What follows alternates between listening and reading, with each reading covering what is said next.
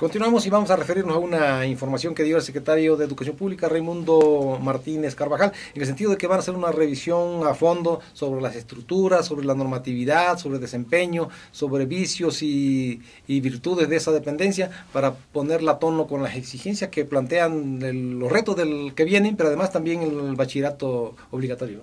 Así es, varias reformas y ajustes que tienen pendientes, que se tienen que llevar a cabo y que es importante que se hagan, pero también, sobre todo, que se vean los hechos, que no solamente se queden en el papel. Es decir, el Estado de México tiene un sistema educativo el mayor del país y con mucho, como 4.5 millones de alumnos, pero además, comentamos la otra vez, que no tenía una ley. Es decir, era tanto descuido que no había una ley de educación pública estatal, ya existe y ahora van a hacer una revisión, debe de mejorar la educación pública. Es numeroso el sistema, pero no, cualitativamente deja mucho que desear, no es de los mejores del país, incluso están los niveles de último. Sí, tiene un peso muy importante y es necesario que se trabaje para lograr que todo lo que está impreso en esa ley, que además la verdad sí es pues de avanzada aquí en el Estado, se pueda llevar a cabo y pueda redituar en una mejor educación, en un mejor nivel, de estudiantes mejor preparados. Hay muchas acciones que pueden hacerse y que no cuesta nada para mejorarlo y deben hacerlo. Lo que hay que vencer resistencia de intereses creados desde políticos, magisteriales, sindicales hasta cuestiones de apapacho y de desidia del propio personal que trabaja en educación. Así es. Sí. Y también queremos referirnos los alcaldes se quejan con frecuencia que no alcanza el dinero. La verdad es que sí tienen mucho dinero, mucho presupuesto. Para el próximo año ya hay municipios que están manejando, ya aprobaron presupuestos cuantiosos. El caso de Toluca con 2.885 millones de pesos, Naucalpan con 3.653 millones de pesos, una suma de dinero que da para hacer mucho, ¿no? Sí, la verdad es que han aprobado presupuestos altos, en su mayoría crecen en relación, por supuesto, con el año pasado, y son presupuestos en los que es para el último año de estos gobiernos, en los que tienen que prever también posibles liquidaciones, concluyen estas gestiones, y en las que no tendrían por qué prever bonos de marcha, es decir, las liquidaciones que se quieren dar muchas veces los integrantes del Cabildo de manera, pues, si no ilegal, sin pues nada moral, nada ética. Sí, porque en realidad ellos no son trabajadores que se les despide injustificadamente como para que lo indemnicen con esa cantidad que les dan cada fin de trienio o sexenio, según el caso. Entonces, pero sí, efectivamente, dinero hay mucho, lo que necesitan es emplearlo bien, racionalizarlo bien, porque hay mucho dispendio, mucha aplicación ineficaz y eso también les resta capacidad para atender la demanda de la población, ¿no? Sí, ha faltado capacidad para saber planear adecuadamente y ojalá pues que incluso donde hay alcaldes sustitutos pueda haber esta planeación. Finalmente lo único que se cambió fue la cabeza, el resto de los trabajadores ahí están. Sí, incluso el personal operativo sigue firme. Y también queremos referirnos a lo que está la cuestión del electoral con los candidatos o potenciales o posibles candidatos a senadores. Ya el PRI tiene definido lo de Ana Lilia Herrera, no sé el cuánto de darle falta, pero creo que si respetan la votación que tuvieron el domingo, debe ser el que es líder de la bancada del PAN, y se menciona mucho a Alejandro Encina por la izquierda, ¿no? Así es, el PAN y el PRD tuvieron elecciones internas este fin de semana, por llamarlo de alguna manera. En realidad el PRD lo que hizo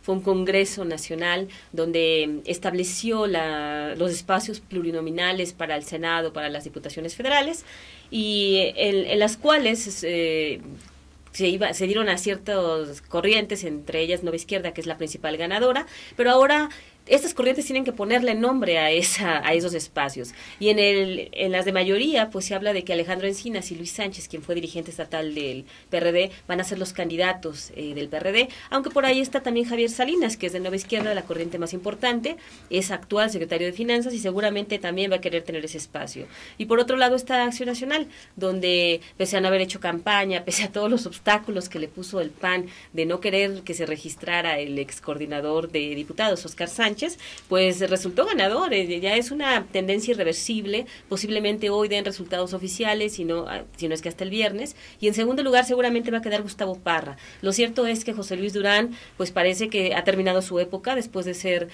tener una hegemonía muy importante en ese partido. Incluso familiar, ¿no? Pero en el caso del PAN todavía tienen que ir a la Comisión Nacional, parece, ¿no? Sí, pero es muy difícil, o sea, es una tendencia que no va a revertir, sí. Y José Luis Durán y Enrique Espinosa no tienen mayor opción. Esto es importante porque sobre todo los que encabezan la primera fórmula de cada partido o cada coalición de partidos, si queda en segundo lugar también llega al Senado, cuando menos una de las fórmulas. Entonces es importante, y a mí me extraña que Alejandro Enciso no fuera más bien colocado en uno de los primeros lugares de la lista para garantizar su arribo al Senado, porque es un hombre valioso, un parlamentario que tiene mucha experiencia y es respetable dentro de la izquierda, de la gente de verdad más respetable, ¿no? Y además, evidentemente que es un cuadro que va a impulsar a Andrés Manuel López Obrador. Sí. De hecho, en este Congreso, a pesar de lo que se estableció, pues López Obrador, al ser el candidato presidencial, que además fue ratificado también en este Congreso perredista, indudablemente va a tratar de meter gente y indudablemente le tienen que hacer caso porque es su candidato. Sí, efectivamente, y también queremos referirnos a lo que está pasando en el PRI con el PAN, esa guerra que traen ahora. Ya denunciaron a la hermana del presidente Calderón, Luisa María Calderón Hinojosa, que fue candidata a gobernadora de Michoacán. La acusan de desvío de fondos, de tráfico de influencia y de una serie de cosas, de recursos sobre todo federales, en esta lucha que mantiene el PRI con el PAN. Anticipadamente, ¿no? Las campañas todavía no empiezan y ya están demandándose, ¿no? Y además el PRI pues está basando en un audio donde supuestamente a quien denominan Cocoa pues está hablando de un billetazo, de entregar dinero, y ella no lo reconoce, dice que no. Y bueno, aquí ya no sabemos, se supone que se habla mucho de que los espías son los del gobierno federal. Ahora resulta que a pesar de que el gobierno federal es el PAN, el PRI también hace espionaje, consigue audios. Bueno, es muy extraño todo esto. Sí. Lo que pasa es si los partidos tienen de verdad pruebas y contundentes de que un gobierno, por ejemplo, si el PAN tiene prueba de que los del gobierno del PRI o los del PRD o sus funcionarios han incurrido en actos de corrupción, deben denunciarlo, no deben quedarse callados. Pero también los del PAN, si conocen corrupción del PRD y del PRI, que la denuncien, y el PRD también contra sus otros dos adversarios, si tiene pruebas. No deben de calumniar, no deben difamar. Lo que no debe hacer, incluso no es saludable que aprovechen los tiempos electorales para hacer este tipo de denuncias, cuando menos mediáticas, pero también sería peor si teniendo elementos no lo hicieran, porque estamos en tiempos electorales. Yo creo que la impunidad es lo peor que nos está pasando en México y deben de actuar en el tiempo que sea, pues. Que casi siempre sucede eso, solamente lo hacen con fines electorales, políticos, lo cual, como dijimos, no es saludable. Así pasó con los actuales alcaldes, cuando llegaron al cargo, hablaban de que había desvíos, de que había faltantes, de que iban a denunciar. Pues ni denunciaron, ni se demostró nada, y bueno, muchos de ellos solamente quedaron pues en puras palabras, en puros discursos. Difamado. Ahora yo creo que lo que no debe hacer es inventar cargos, no deben de calumniar. Si tienen pruebas, que lo hagan, y que no, porque también incluso todos estamos obligados, los propios ciudadanos, a denunciar los delitos que conocemos. De lo contrario, también incurrimos en delitos, en el delito de encubrimiento. Consecuentemente, están obligados a denunciar, pero no deben inventar, pues.